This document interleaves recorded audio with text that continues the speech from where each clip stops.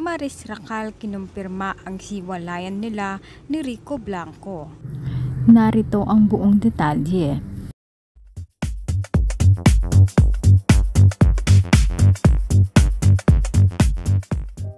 Kinumpirma na ng kapamilya actress-singer na si Maris Racal ang hiwalayan nila ng singer-songwriter former vocalist ng bandang River Maya na si Rico Blanco.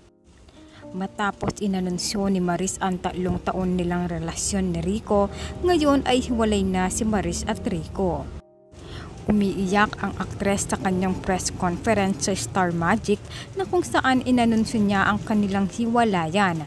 Makikita kay Maris na labis itong nasasaktan sa hiwalayan nila ni Rico. Ayon kay Maris ay marami na raw nagtatanong tungkol sa tunay na estado ng kanilang relasyon, ngunit natatakot itong aminin. At maayos naman daw ang hiwalayan nila ni Rico.